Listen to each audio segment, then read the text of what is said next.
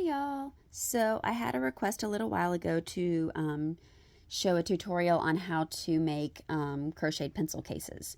So this is my favorite way to do it, is to do these zippered pouches. And so I basically just get these pouches from Amazon, and so they're really easy. So then basically you can have a liner, because if you just crochet something, usually it'll get stretched out, different things like that. This helps keep its hold. And you could definitely just do it and sew a zipper on if you wanted to with your crochet, but I like this because it makes it already lined and everything. I could sew my own pouches, but these are pretty cheap on Amazon, so I like doing it this way. So this one uses a bobble stitch. This one uses a puff stitch. This one uses front post double crochet. I'm going to go through later this week. I'll do kind of a stitch a day. And I'm also going to show y'all, I'll show y'all how to do the pouch with this piece. This uses the wheat stitch. So basically you're just going to crochet whatever stitches you want to do and do a rectangle. So you want to do it as wide as what your pouch is, and then long enough that when you fold it in half, it's going to cover the whole thing. So this one, I probably should have made it slightly wider because it's just barely kind of wide enough on the ends, but it'll work. And so you can kind of see it'll come up right to the top. And you don't want to cover the zipper. You want it just so that it'll go up to right to that top layer there. And so basically I'm going to fold it in half with the right side in so that I have my wrong side out.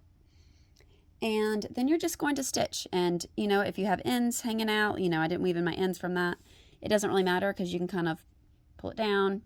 So you're going to be sewing the whole thing like together, and then you're going to be sewing it to this pouch. So your ends are going to be hidden in there. So I like doing that because I hate weaving in my ends. So I usually kind of start this, and then I'll just kind of tie it to start with, just to make sure that my end doesn't go crazy. And then just kind of however you want to stitch it. So I usually just kind of do like a little go over, and I'll kind of sew my ends down a little bit just so that they're not flopping all over the place. But just go through and just kind of keep it even.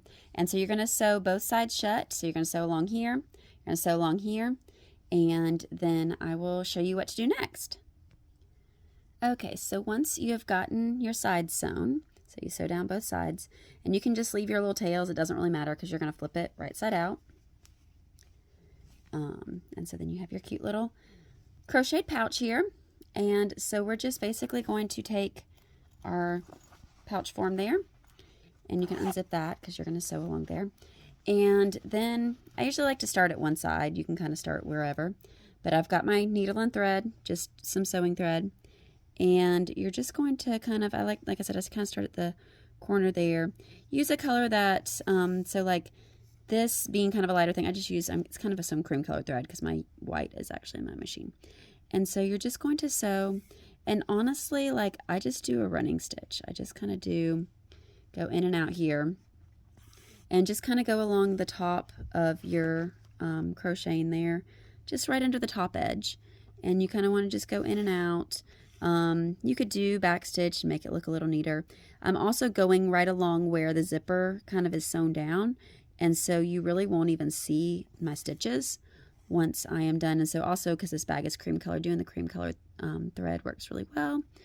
And so you basically just kind of go in and out, and it'll stitch it in place.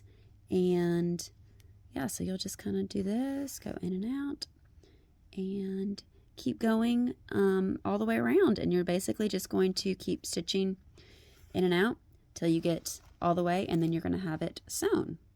So I'm about halfway through. I made it from one side. I've sewn this whole side down. I've still got to do this one.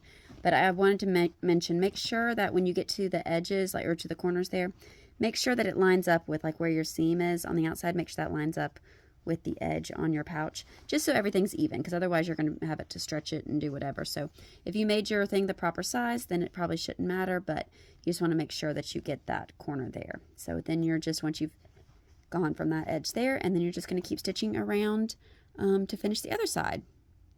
All right, and so once you have sewn all the way around, gotten back to the beginning, then you have your zipper pouch that you can use for pencils or whatever.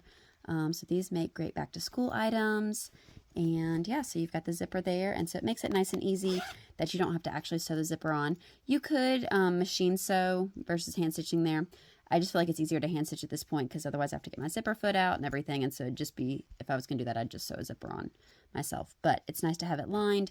So yeah, so you can get these little pouches on Amazon in a bunch of different colors. But yeah, so that's, you got a bunch of little pouches there. And yeah, so I will show y'all some of these stitches later on this week. Have a good day.